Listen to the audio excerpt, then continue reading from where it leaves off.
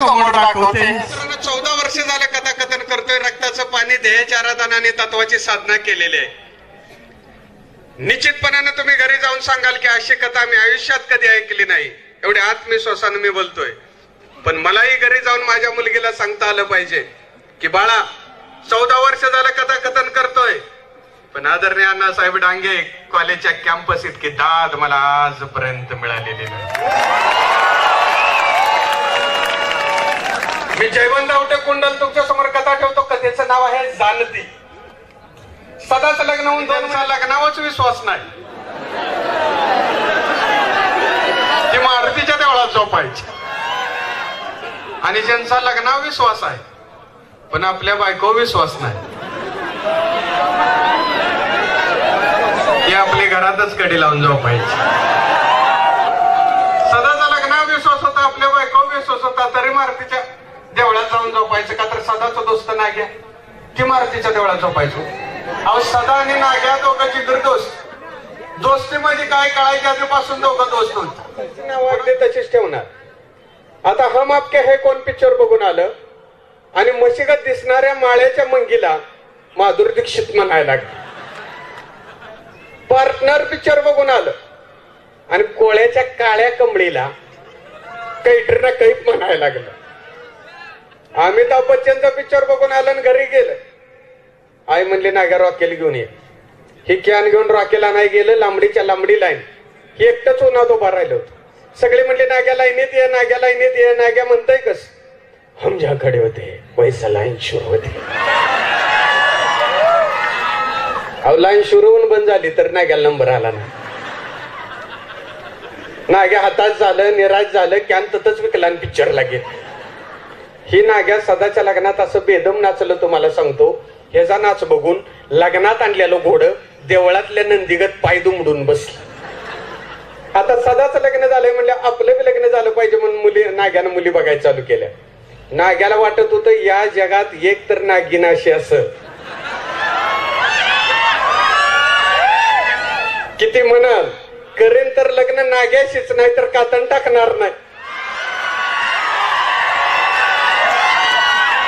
म्हणून नाग्यानं सगळ्या मुली पसंत केल्या, पण सगळ्या मुलींच्या बापाने नाग्याला नापसंत केला. अहो मुलींच्या बापाने नाग्याला विचारलं तुझं सोशल वर्क काय, सामाजिक काम काय? मग यानं सांगायचं का नाही मुलासनी ड्रॉप दिलं, झाडासनी पाणी घातलं. ही म्हणतंय गावात कुत्रे मारायची मोहीम राबविली होती. सगळी कुत्री एकट्यानं मारली. मुलींचं बाप नाक मोठी धरून घरला गेलं. सदानं मुलींच्या बापासनी सांगितलं नाग्या चांगला माणूस आहे, नाग्या चांगला माणूस आहे. मुलींचं बाप म्हटलं नाग्या माणूस आहे पण माणसात नाही. मग नाग्याने विचार केला, चिंतन केलं, तसं हुशार होतो.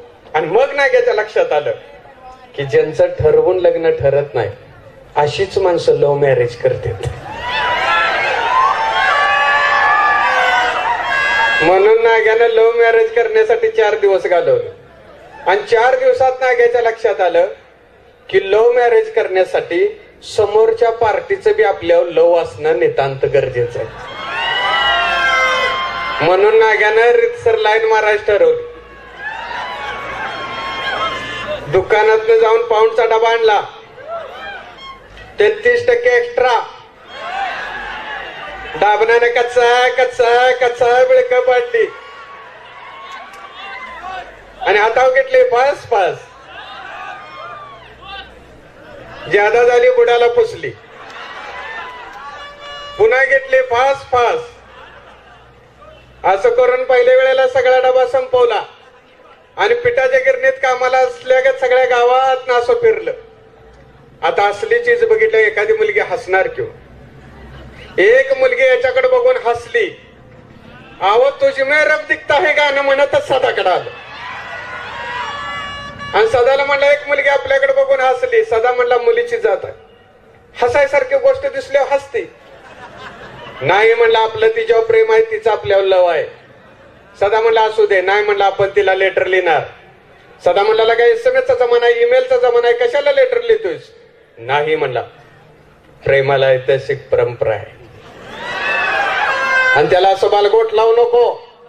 सदा म्हणला खुशाल लिह. मग यानं लिहिलं सरत नाही तर प्रतीक्षेचे जीव घेणे हे क्षण. सरत नाहीत प्रतीक्षेचे जीव घेणे हे क्षण, प्रश्न आहे जीवनाचा तू फक्त हो म्हण. त्याने लिहिलं सरत नाहीत प्रतीक्षेचे जीव घेणे हे क्षण, प्रश्न आहे जीवनाचा तू फक्त हो म्हण. मुलगीनं उत्तर लिहिलं, मला आश्चर्याचा धक्काच बसला तुला समोर पाहून. मला आश्चर्याचा धक्काच बसला तुला समोर पाहून. नाग्या तू जिवंत कसा कुत्री मारायची मोहीम राबवून. नाग्या म्हणला या मराठी साहित्यिकांच्या नादा लागून उगं मराठी लिहिलं, हिंदीत लिहूया. प्रेम कसं नॅशनलाइज असलं पाहिजे. आणि मग यानं लिहिलं, एक ही बात दिल में है चलती, एक ही बात दिल में है चलती, ताजमहल बनाना चाहता हूं लेकिन मुमताज नहीं मिलती. एक ही बात दिल में चलती, ताजमहल बनाना चाहता हूं लेकिन मुमताज नहीं मिलती. मुलगीनं उत्तर लिहिलं, मऊ लागला आहे म्हणून कोपऱ्यानेच खान, मऊ लागलाय म्हणून कोपऱ्यानेच खान. ना घ्या ताजमहल गेला उडात, आधी संडास तरी बांध. नाग्या म्हणला ही मुलींची जात बुद्धू ती बुद्धूच. यासने काव्यात्मक अजिबात काय समजत नाही. शाळेत शिकवलंय तसं आपलं रितसर लेटर लिहूया. आणि म्हणून यानं लिहिलं, श्री हनुमान प्रसन्न,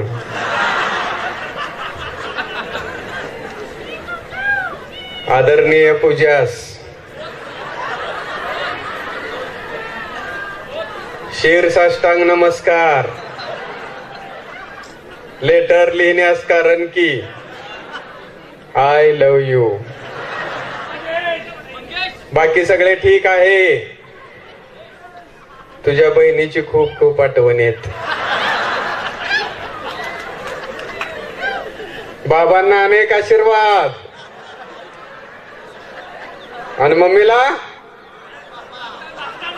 ते गोड गोड पापा म्हणतोय, दाद्या सत्कार घ्या यावर.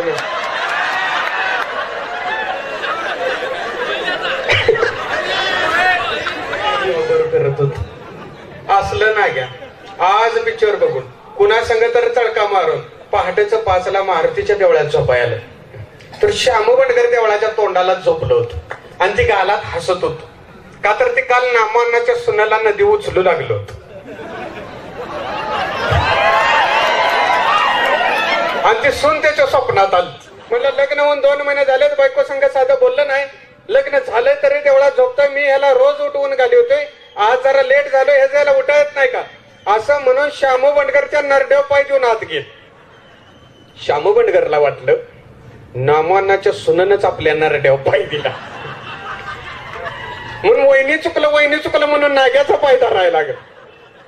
नाग्यानं पाय जिंजाडला आणि दोघा तिघाला तुडवत आत गेलं. आणि सदाला अशी एक लात गाठली तुम्हाला सांगतो.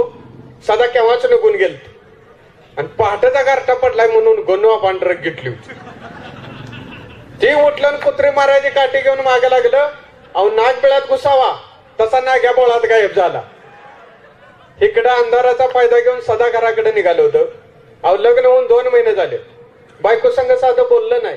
लग्न झालंय तरी देवळात झोपतय म्हणजे माणूस एक नाव ठेवतय व्यू म्हणून आपला अंधाराचा फायदा घेऊन घराकडे निघालं होतं. तर रोगो आपण स्वतःच्या घरापुढे कमरो हात ठेवून उभा राहिला होता. आणि तिची बायको इकडे भांडी घासत होती. रोगो आपला कमरो हात ठेवायचा लय नाद. पंढरपूरच होतो. आणि पांडुरंगाच्या वाहनाव गेलं पण गुन्हाव गेलं. त्यामुळे दिसल तिची माप काढायचं. सदानं ओळखलं की आता बायकोची भांडी घासते ही कमरो हात ठेवून उभा. ही आपल्याला काहीतरी म्हणून बघून न बघितलं करत निघाल. तर रोगापा म्हणला सदानं वळून मागं बघितलं न म्हणला वहिनी गड्याच्या आवाजात हाक मारली काय नटरंग बघून आलाय काय. नाही म्हणला मी मारली. म्हणला पाहायचं मग किमान हसायचं तर किमान दात तर दिसला असत. म्हणला मला एक सांग तुला बायको पसंत आहे का. सदानं रोगापाच्या बायकोकडे बघितले आणि म्हणला नको हाय तिच्या संग बोलायचं होईना आणि हिला नेऊन काय करू. अरे म्हणला तुझी बायको. म्हणला हाय की का. मग म्हणला देवळात का झोपतीस. अहो म्हणला घर लहान आहे. हाय घर बांधायचं आहे म्हणून देवळात झोपतो. लगा म्हणला मनात आणला असतस तर ताजमहाल बांधला असतास. लग्न करताना पत्रिका बघितली होतीस का. सदा म्हणला नाही. मग म्हणलं असंच व्हायचं. माझी जन्मवेळ चुकली होती तर मी पत्रिका बघितली. सदा म्हणला आप्पा तुमची जन्मवेळ चुकलेली नाही, तुम्ही चुकीच्या वेळी जन्मलाय. रोगाप्पा म्हणला लाज वाटते का रे? लग्न होऊन 2 महिने झालं बायको संग साधा बोलला नाही सण आमची माप काढतोय. साधा खजील झाला. म्हणला खरंच आहे. आपण म्हणलं लग्न होऊन 2 महिने झालं बायको संग साधं बोललं नाही, कशाला आपण गावाची माप काढायचं? काय नाही म्हणलं आज बायको संग बोलायचंच. असं म्हणून चालत घरापर्यंत आला. यवाना उजाडलं होतं. दारात मसन रेडा बांधलेली होती. पाण्याच्या बारडी घेतली, पाण्याचा हौद होता, आंघोळीसाठी बारडी घेतली.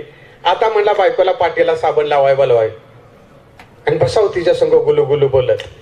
पण सरळ बायकोला हाक मारण्यात काय अर्थ नाही म्हणून म्हणला आय जरा पाठीला साबण लावाय ग. त्याला वाटलं आय म्हणल पोरी जाग जरा लेकराच्या पाठीला साबण लाव.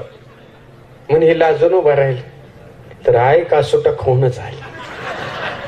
बरं आले ते आले ह्याच्याकडे गेले का नाही, म्हशीकडे गेले आणि मूस घासायचा असला मोठा दोंडा घेऊन आले आणि सदाचं मुंडकं धरलं म्हणले अरे सदा लय दिवस झालं पाठ घाशीन म्हणत्या पण काही झालीच नाही बघ. असं म्हणून खसा पाठ घासली. ससा सोलल्यागत पाठ सोलली. उशीर पाठ घासली आणि त्या रक्ताळलेल्या दोंड्याकडे बघितलं आणि म्हणले अरे सदा मी मस घासायचा दोंडा घेतलाय. सदा म्हणला तुला बुमलून सांगत होतो तुझं ध्यान कुठं आहे? होय रे म्हातारपणामुळे नजारच कमी आले. मस घासाच्या दोंड्यानं पाठ निघती म्हणली. थांब म्हणली रेडा घासायचा मोठा घेऊन येत. सदा म्हणला मातोश्री पाठ घासून आमची वाट लावचीला. दोंडा ततच टाकला आणि सदाच्या आत गेली. सदा म्हणला काय नाही आज बायको संग बोलायचंच म्हणून आत आला. आई इकडे भाजी नीट करत होती, बायको तिकडे चुलीवर स्वयंपाक करत होती. जुन्या पद्धतीचा फोटो लावते तसा आरसा लावला होता. ह्यो आरशात बघून असा बायकोचा असा भांग पाडायला लागला आणि याला आरशात आपल्या बायकोचा चेहरा दिसला. निखाऱ्याच्या उजेडात बायको अधिकच देखणी दिसत होती. ह्यो डोळे भरवून असा बायकोकडे बघायला लागला आणि बायकोच्या लक्षात आलं सदा आपल्याकडे आरशातनं बघतोय म्हणून ती लाजली. तसं म्हटलं काय नाही आता बोलायचंच म्हणून म्हणला चहा झाला का? आई म्हणली तुझं का डोळं फुटलं मी 12 खोल्याचं घर असल्या ग ती चरतीस. अरा म्हटलं नाग्या म्हणतोय तीच खरं. पिक्चर मधल्या गत आपल्या आयुष्यात कधीच गंमत येणार नाही. पिक्चर मधला नट लग्न झालं की बायकोचा हात हातात घेतो आणि मळ्यातनं गाणी म्हणत पळतो. आपण बी आपल्या बायकोचा हात हातात घ्यावा आणि मळ्यातनं गाणी म्हणत पळावं. पुन्हा म्हटलं नकोच आपल्या मळ्यातली कुत्री न्यायची आणि फोडून काढतील. मग म्हणला करावं काय बायको संग बोलावं कसं? नाग्या म्हणताय तीच खरं. पिक्चर मधला नट लग्न झालं की बायकोचा हात हातात घेतो आणि डोंगरावर हिरव्या हिरव्या गवतात लोळत गाणी म्हणतो. आपण बी आपल्या बायकोचा हात हातात घ्यावा आणि डोंगरावर लोळत गाणी म्हणावं. पुन्हा म्हणला नकोच पिक्चर मधल्या डोंगरासने हिरवगार गावात असत, आपल्या डोंगरावर कुसळ महिन्यात सगळ्या अंगाची चाळण होईल. मग म्हणला करावं काय बायको संग बोलावं कसं? नाग्या म्हणतोय तीच खरं. पिक्चर मधला नट लग्न झालं की शर्टाची बटणं तोडतो आणि देतो लांब फेकून आणि मग बायकोला म्हणतो माझ्या शर्टाची बटणं काय झाली? मग बायको येते सुई घेऊन लावते त्याच्या शर्टाला बटणं. बसतात दोघं जण गुलू गुलू बोलत. आपण बी तसंच करायचं नाही ठेवायची बटणं. म्हणला गेला खुरपं घेऊन आला करा करा करा करा कापली दिली लांब फेकून आत गेला आणि म्हणला आय माझ्या शर्टाची बटणं काय झाली? आई म्हणली उक्ती घेतल्यावर असंच होयाचं. काढ म्हणले तवर म्हशीला रेड्याला पाणी दाव तोपर्यंत लावत्या. अरा म्हणला शर्ट काढला बाहेर गेला 2 बारड्या भरून घेतल्या. म्हशी पुढे ठेवली रेड्या पुढे ठेवली. दोघं मचा पाणी प्यायला लागली. उशीर त्या रेड्याकडे बघितलं म्हणलं आईला माणसाच्या जन्माला जाण्याऐवजी त्या रेड्याच्या जन्माला गेलो असतो बरं झालं असतं. निदान त्या म्हशीकडे बघून हमराय तर गावला असत. असा विचार करून आत आला.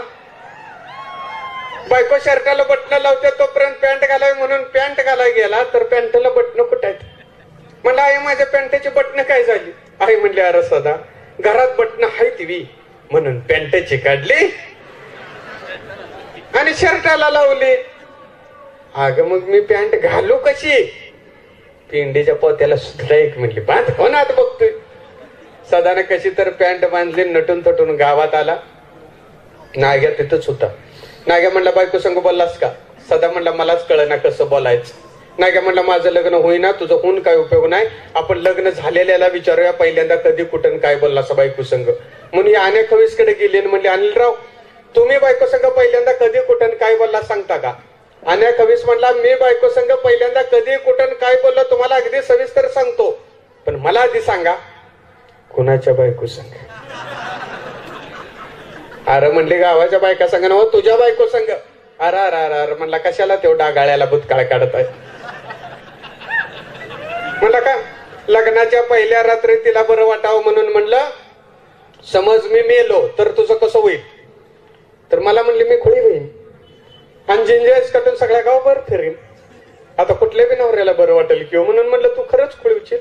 तर मला म्हणली, मी नक्की खुळी होईल. म्हणजे तू दुसरं लग्न करणार नाहीस? तर तसं काही नाही म्हटलं, खुळी काही बी करू शकते.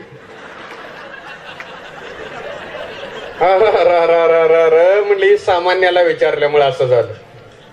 गावात एक माझ्यासारखं कथा कविता करणार होत आणि आश्चर्य म्हणजे त्याचं लग्न झालं. त्याला गावात हुडाकला, ती गावात गावतय. ते रानात आंब्याच्या झाडावर वैन पेन घेऊन बसलो होतो आणि पोपटाकडे एक टक बघत होत आणि चिमणीव कविता लिहित होत. हे गेले म्हणले, नमस्ते कवी, वर ये. म्हणला, वर कशाला ये? मीच खाली येतो. पहाडाचा आंबा पडावा तसं खाली पडलं तरी 2 कविता आणि 3 कथा सांगितली. म्हणजे साहित्यिक माशे, तुम्ही तुमच्या बायको संग पहिल्यांदा कधी कुठं काय बोलला सांगता का? अरे अरे अरे म्हणलं, त्यासाठी तर रानात येऊन राहिले. म्हणलं का? अहो म्हणला, मी एवढा मोठा कवी, लग्नाच्या पहिल्या रात्री तिला बरं वाटावं म्हणून म्हणलं, इथून पुढे मी कवितेला सोडली. तिला वाटलं मी कुठल्या मुलगीच नाव घेत. ती म्हणली, तुम्ही जर माझ्यासाठी कवितेला सोडत असाल तर मग मी बी माहेरला गेल्यावर पक्याला हेच सांगते. नाग्या म्हणला, आता तुझं तूच काय करायचंय ते कर. सदा म्हणला, काय नाही, मी मारुतीला नवसच बोलणार आहे.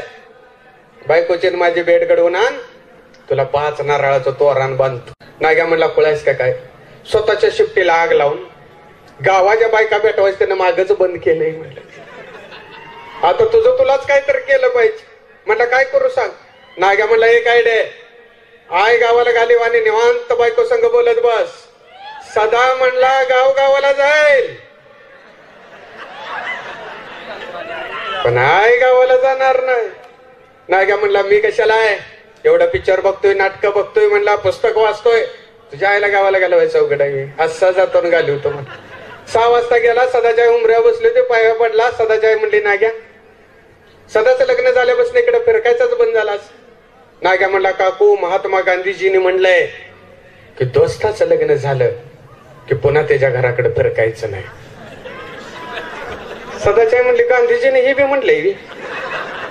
म्हणलं, तुला खरं सांगू का, मीच म्हणलंय, पण या देशात गांधीजींनी म्हणलंय म्हणल्याशिवाय कुणाला खरंच वाटत नाही. म्हणलं, आम्ही काय म्हणला, महापुरुष आहे, आमच्या शब्दाची सुभाषित व्हायला. नाग्याच्या डोक्यावर नाद फिरवत सदाची आई म्हणली, नाग्या सदाचं लग्न झालं, आता तुझं लग्न झालं म्हणजे मी मराई मोकळी झाली. नाग्या म्हणला, प्रयत्न चालू आहेत, तुला लय दिवस जगायला हवत, पण तू खडू कोंबडीगत घरात काय करतेस? हे जग जरा गाव शिव फिरून. होय रे म्हणली, लय दिवस झाले जाईन म्हणतीया, पण ही मस्त आहे की माझ्याशिवाय धारच देत नाही. नाग्या म्हणला, काहीतरी प्रयत्न कर, मार्ग काढ. म्हणजे एक आयडिया, तू गावात धार काढणार असेल तर मी गावाला जाते. नाग्या उठला आणि म्हणला, काकू तू जर गावाला जाणार असेल तर मी म्हशीचीच काय.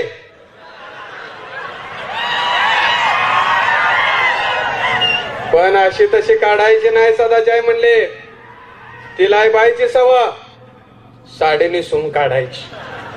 नाग्या उठला आणि म्हणला, तुला काय लाज शरम हाया काय दिल्या का? गड्यासारख्या गड्याला साडी नेसायला होतेस? म्हणजे हो, तुला एवढं म्हणजे पिक्चर नाटकं बघतोयस, पुस्तक वाचतोय, साडी नेसलास तर बिघडलो कुठं? म्हणला, ती बी खरंच आहे. गोविंदाने स्त्रीची भूमिका केल्या, अमिताभ बच्चन स्त्रीची भूमिका केल्या, कमल हसन स्त्रीची भूमिका केल्या, बालगंधर्वाने तर उभं आयुष्य साडीत घालवलं. आपण दोस्तासाठी नेसलं तर बिघडलं कुठं? म्हणला, नेसतो, पण तुझं पट्यार नेसणार नाही, वहिनीचा शालू नेसणार. नेसायचंच आहे तर जरा जीवाची हाऊस तर करून घेतो. म्हटलं, दिवस मावळा आलेला, ह्याला साडी नेशिवली, ह्यानं पदर घेतला आणि पाया पडताना म्हणला, नमस्कार करते, आणि जीप चावली. आईला म्हणला, साडीत जाम ताकद आहे, भाषेत सुद्धा बदल झाला. आणि हातात किटली घेऊन अप्सर आल्याच्या धर्तीवर ठुमकत चालायला लागलं. मध्ये थांबलं, मागं वळून म्हणलं, काकू म्हशीला रडका सव नाही नव्हता ना, मला कसं तोंड घालायला उचल? म्हणला, नाही म्हणले हो पुढं. ही जन्मात पहिल्यांदा साडी नेसली होतं, दिवस मावाळ्याला ही असं कासत हात घालाय गेलं, मशीन अशी एक बॅक दिली ही उचलून शेणात पडली. सदाच्या आईने एक माकड उडी मारली आणि घरात आत जाऊन बसली. दुसरी बॅक दुसऱ्या गालपंडाव, दुसऱ्या बाजूला शेण. बाहेर आलं वाकून हाताचं साडीचं शेण काढायला लागलं. तेवढ्यात सदा आलं. घराचदार बंद. ही ह्याच्या बायको साडी नेसलंय, पाठमोर उभाय, वाकून हाताचं साडीचं शेण काढतय. आयला म्हणला नाग्यानं जोरात काम केलं, आई गावाला गेली. आता म्हणला 2 महिन्यात पहिल्यांदा बोलायची संधी गावली, हिची जरा गंमतच करूया म्हणून दबक्या पावलानं चालत आलं, वाकलेल्या नाग्याच्या पाठीवर हात टाकला. नाग्याला वाटलं मस सुटले आणि अवधाच्या पलीकडे उडी मारून पळालं. सदा म्हणला आईला 2 महिन्यात पहिल्यांदा बोलायची संधी गावली, त्याने खोळ्यागत पळाय का लागल्या म्हणून सदा त्याच्या मागं पळायला लागलं. अहो तुम्हाला सांगतो, नाग्या गुडघ्याच्या वर साडी घेऊन पळत होत. म्हणला जातीला लोटणं तर घालायचा. अहो वारा पिऊन उंडारणाऱ्या वासराचा कासरा धरावा तसं पळणाऱ्या नाग्याचा पदर धरला. नाग्या गरा गरा गरा गरा गरा फिरलं, साडी तिथंच टाकून पळाल. सदाच्या ध्यानात सुद्धा नव्हतं की साडीच्या आत नागे असत, आणि नाग्याच्या मनात सुद्धा नव्हतं की आपल्या चौकात वस्त्रहरण होईल. सदानं ओळखलं काय झालंय ते. 2 घास खाल्लं, वळकट घेतले, देवळात गेला. श्याम बंडकर, गणोबा, रघोबा सगळे आलते देवळाच्या तिथं. सगळी बसलेली, जिथं पंथी लावली जाते तिथं अंतरून टाकलं. सदा बसला. तेवढ्यात नाग्या आला. नाग्याच तोंड असलं सुजलं होतं. हनुमान कोण नेमका ओळखत नव्हतं. सदाकडे बैल हाक केलं, हनुमानाकडे बैल हाक केलं, जाऊन बसला नेमका त्या पंथी खाली. भूतागत दिसत होत. श्याम बंडकर म्हणला तोंडाला काय झालंय? नाग्या म्हणला मऊ चावले. तसं सदा हसलं. सदा हसल्या म्हणला लाज वाटत्या कर, लग्न होऊन 2 महिने झालं, बायको संग साधा बोलला नाहीस आणि आम्हाला हसतोय. श्याम बंडकर म्हणला हे बायको संग अजून बोलला नाही. नाग्या म्हणला अहो सगळ्या गावाला माहित आहे, तुम्हाला माहित नाही. श्याम बंडकर म्हणला बायकोनं आयुष्यभर हा सख्या. श्याम बंडकर म्हणला बायको संग आयुष्यभर वर मान करून बोलायचं असलं तर काय केलं पाहिजे? नाग्या म्हणला बायको संग जर आयुष्यभर वर मान करून बोलायचं असलं तर बायको किमान आपल्यापेक्षा एका फुटानं उंची पाहिजे. श्याम बंडकर म्हणला चोख आपला अनुभव आहे. लग्न झाल्या बायकोच्या कानाखाली आवाज काढायचा आपला अनुभव आहे. First impression is the last impression आपला अनुभव आहे. नाग्या म्हणला आपला अनुभव वर तोंड करून सांगताय, मग तुम्ही का देवळात जपताय? म्हणला अनुभव आपला आहे, पण मार खाणारी पार्टी आपणच आहे म्हटला. म्हणून पहिली संधी साधून घ्यायची. नाग्या म्हणला काय पिक्चर बघता का नाही? द्यायची बायको नदी टाकलो आणि मगरनं खाल्ली म्हणायच. शासन 2 लाख रुपये देतय, 2 लाख. श्यामू बंडकर म्हणला काय उपयोग नाही, जात मगरला खाऊन येईल. शासनाला मला 5-50 हजार द्यायला लागतील. नाग्या म्हणला एवढी खतरनाक बायको आहे काय? श्यामू बंडकर म्हणला खतरनाक, मलिंगाचा बाऊसर चुकवा येईल, पण जातीचं लाटणं अंड्याच्या उलट्या ट्रेगत नुसतं टेंगाळच लागते. रघुप्पा म्हणला असली कसली राय लेकाच्या संसारात आडवी पडत्या? सदा म्हणला अप्पा या जगात कोणाची तर राय लेकाच्या संसारात आडवी पडती का? अहो माझ्या बाच्या माघारी सगळ्या गावाचा बांध उपसून तिनं मला लहानाचं मोठं केलं. माझं लग्न व्हावं म्हणून पाहुण्या पैसे हुमरं जिजवलं. लग्न झाल्यावर मला 1000दा म्हणली सदा मला गावात गमत नाही मी रानात राहते, सदा मला गावात गमत नाही मी रानात राहते. पण ही न कळणे आहेत का मी दूध खोळा नाही. अहो हयात असलेली आई जर घरात नसेल तर त्या घराला घर पण नाही. सगळ्याचं डोळं पाणवलं. नाग्या तर दुमसून रडायला लागला. सुजलेल्या गालावून हात फिरवत म्हणला लागा सदा तुलाही मोठा विचारवंत आहेस की तू इथं काय करतोस? जाक म्हणला कुठल्या तर महापुरुषाच्या पुतळ्याखाली झोप. तिथं लागा म्हणला बायको संग तू बोलावा म्हणून आम्ही प्रयत्न करतोय, तू आम्हाला इमोशनल ब्लॅकमेल करायला लागलास. पहिला म्हणला बायको संग बोलून ये, जर मागत असा आलास तर मा शिफ्टीने गळा वळून मारेल. सदा म्हणला प्रत्येक गोष्टीत हसणं, प्रत्येक गोष्टीत विनोद. अरे ज्याला राहिलं 2 खोल्याचं घर नाही त्याच्या व्यथा तुम्हाला कधी समजणार. जो आपल्या बायकोशी 2 शब्द बोलू शकत नाही त्याच्या वेदना तुम्हाला कधी समजणार. असं म्हणून बाहेर गेला आणि कट्ट्यावर बसला. थोडा वेळ कुणीच काही बोललं नाही. ती जीवघेणी शांतता भंग करत त्याच्या खांद्यावरती हात पडला. त्यानं वर बघितलं, नाग्या होता. नाग्या म्हणला सदा अरे तुझ्या आयुष्यातील प्रत्येक प्रसंग आम्ही हसण्यावर घेतोय म्हणून तुला दुःख होणं साहजिक आहे, पण हे हसणं निवळ वरवरचं वास्तव खूप वेगळं आहे. अरे समाज प्रबोधनाच्या गप्पा मारणारे लोक जेव्हा एअर कंडिशन मध्ये बसून गरिबीची व्याख्या करू लागतात आपले बंगले टुमदार बांधून दुसऱ्याच्या दारिद्र्याचा बाजार मांडतात. मंदिर मस्जिद चर्चला लाखो रुपयाच्या देणग्या देऊन गरिबाच्या झोपडीकडे तुच्छतेने पाहतात. त्यावेळेला सामान्याला पोट धरून हसण्यापलीकडे काय करता येऊ शकतं? हे हसणं म्हणजे गरीबाला अधिक गरीब करू पाहणाऱ्या व्यवस्थेला नाकारणं आणि आपल्या आई वडिलांना वृद्धाश्रमात ठेवणाऱ्या मुलापेक्षा आपल्या आईसाठी देवळात झोपणाऱ्या सदाला स्वीकारणं आहे. तुझ्या वेदनेवर घातलेली फुंकर म्हणजे विनोद आहे. दोघांनी एकमेकाला कडकडून मिट्या मारल्या. पाणावलेल्या डोळ्यानं दोघांचा चेहरा स्पष्ट दिसलं आणि सदा आपल्या घराकडे झोपायला निघाला. सदाच्या बायकोनं रोजच्या प्रमाणे जेवणावरली. दिवा उशाला घेऊन अंथरुणाला पाठ टेकली. दिव्याच्या उजेडात ती अधिकच देखणी दिसत होती. तिला सदाची याद आली. इतक्या दार वाजला टकटक. तिने कायच केला, आपला धनीच असला पाहिजे. ती उठणार होती इतक्यात सासू जागी झाली. सासू म्हणली, कोण आहे? सदा ग. बाहेरनं कचरता आवाज आला. ते म्हणली, पोरी बघ लेकरला पाणी पाहिजे असेल. ती उठली. तिनं तांबे हातात घेतला, वर फुलपात्र ठेवलं, पदर सावरला, थरथर त्या हाताने कडी काढली. बाहेर सदावा होता. पाणी. तो कचरत्या आवाजात म्हणाला, हे घ्या. ती लाजली. तो काहीतरी बोलणार होता. इतक्यात सासून कुस बदलली. उद्या शेताव ये, जेवण घेऊन, असं म्हणून तो निघून गेला. ती आत आली, अंथरुणावर पडली. या अगोदर ती शेतावर गेली होती, पण तेव्हा ती वल्या हळदीची होती. उद्या ती एकटी जाणार होती. आपल्या पतीला भेटणार होती, धन्याला भेटणार होती, ज्याच्यासाठी ती अधीर झाली होती. त्या कारभार्याला भेटणार होती, त्याच्याशी गोड गोड बोलणार होती, त्याला 2 घास खाऊ घालणार होती, त्याचं तोंड गोड करणार होती. या विचाराने ती लाजली. तिने दिवा मालवला आणि अंधाराच्या हवाली झाली. रोजच्या पेक्षा लवकर सदा नाळी दिली. आयो, मी शेतावर जातोय, तिला जेवण घेऊन लावून दे. सदाची आई जागी झाली. सदा सदा म्हणून हाका मारल्या, पण सदा केव्हाच निघून गेला होता. तिनं सुनेला विचारलं, काय म्हणत होता ग? तिने सांगितलं, यांचं जेवण घेऊन जायचंय, शेतावर गेलेत. सदाची आई उठून बसली. थोडा वेळ विचार केला आणि म्हणले, अगं तू नवीन नवरी, एकटी दुकटी कशी जाणार? मीच जात. तिनं गुमान स्वयंपाकाला हात घातला. परात अंगठ्या धरून पीठ कालवू लागली. निखाऱ्याच्या उजेडात ती अधिकच देखणी दिसत होती, पण तिचं चित जेवणावर नव्हतंच. तिला आपल्या पतीला भेटायचं होतं, धन्याला भेटायचं होतं, ज्याच्यासाठी ती अधीर झाली होती. त्या कारभार्याला भेटायचं होतं. तिने जेवण बांधली आणि शेवटचा प्रयत्न म्हणून म्हणली, आत्या मीच जाते, मला वाट बी माहिती आहे. बरं वया जा, असं म्हणताच ती खुश झाली आणि जायला निघाली. इतक्यात सासू म्हणली, बघ. सशाच्या काळजाने तिने मागं बघितलं. सासू म्हणली, ऊन मी म्हणते आणि कालपासून आबाळ बी निघायला गेलाय. आलाच पाऊस तर घडीभर थांब तिथं. बरं म्हणून ती घराबाहेर पडली. आता ती गावच्या रस्त्याने चालू लागली. गावातल्या बायका तिला जवळ बोलवू लागल्या, तिच्या रूपाचं कौतुक करू लागल्या. 1-2 बायकांचं राप्त हात तिच्या गालावरून फिरलं, पण तिचं तिचे लक्ष नव्हतंच. तिला आपल्या पतीला भेटायचं होतं, धन्याला भेटायचं होतं, ज्याच्यासाठी ती अधीर झाली होती. त्या कारभार्याला भेटायचं होतं. ती चालत चालत पांदीजवळ आली. पांदीतनं वर आली. मेहनती करून वावरत तयार होती. पहिल्या पावसाची ओढ ते शेतसरलाई लागली होती. इतक्यात पळत्या ढगाची सावली तिच्या अंगावर पडली. विस्कटलेले केस सावरीत तिनं वर पाहिलं. गोवर्धन उचलणाऱ्या गवळ्याच्या काळ्या पोरागत ते काळं ढग आपल्याकडे बघून हसतंय असं तिला वाटलं. ती पुन्हा पुढे चालू लागली. सरी सोडलेल्या वावरात बायका लगबगीने काहीतरी टोकत होत्या. सकोची देखणी सुन पाहताच वाकल्या बायका कमरला हात लावून उभ्या राहिल्या. आणि तू शेताव कसे म्हणून विचारलं. तिने सांगितलं, यांचं जेवण घेऊन आल्या. त्या बायकांनी वर बघितलं. निळा आकाश आता काळा आबाळ होऊ लागलं होतं. आज पाऊस येणार हे त्या मुरल्या बायकांनी ओळखलं. त्या गालात हसल्या. ती पुन्हा पुढे चालू लागली. ती चालत चालत आपल्या शेताजवळ आली.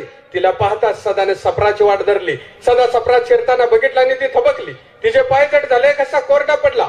तापल्या जमिनीशी एकरूप होऊन ती आता शिलकीने चालू लागली. आता आबाळ गच्च भरून आलं होतं. आता नाही तर कधीच नाही या वेड्या आवेगानं ते काळं ढग पिचून भरलं होतं. सुकल्या ओठावर जीभ फिरवत ती सफरात शिरली. हा तिचा पतिभाव होता, धनीभाव होता, ज्याला भेटायला ती अधीर झाली होती. तो कारभार उभा होता. इतक्यात वाऱ्यानं उन्हाळ गती घेतली आणि पावसाची पहिली सर घेऊन तो सफरात शिरला. ती अंगी शहारली, पदर सावराचं विसरली. वारात येऊ नये म्हणून त्यानं दार लावलं आणि आता पावसाचा संयम सुटला. धरतीला भेटायला सनाट्यानं धावला. भरून आलेला आभाळ बरसून बरसून मोकळं होत होतं. पाऊस पडत होता. जमीन भिजत होती. सृष्टी धर्माला निसर्ग साथीनं जागला होता. रपरपणाऱ्या पावसानं अवघी सृष्टी नाली. तापली शेत गारती झाली. सुकली पानं हिरवी झाली. येसकारला सरडा कुंपणात शिरला. नाचणाऱ्या मोराने आडोसा धरला. रपरपणारा पाऊस हळूहळू कमी झाला. अंगावर दैवार घेऊन साड साड तृप्त झालं. पाखराने अंग जाडली. कोकराने ओंडक्यावर उड्या घेतल्या. ओलीत सपार त्या शिवारात अंगणी तळत उभा होतं. भिजलं दार ते नदबीन उघडलं आणि दैवारात भिजलेल्या गुलाबाच्या फुलासारखी खाली मान घालून ती घराच्या दिशेने चालू लागली. तिच्या मनाचं हलकं फुलकं पीत झालं होतं, ते धान्य झाली होती. तिच्या पतीचं प्रेम तिला उमजलं होतं. एका कळीचं आज फुल झालं होतं. ओला वारा तिच्या अंगावरून गेला आणि सुगंधित झाला. निसर्गाचे एकरूप होऊन ती अंगी सुकावली होती. ती नांदती होतीच, आज जाणती ही झाली. ती नांदती होतीच, आज जाणती ही झाली.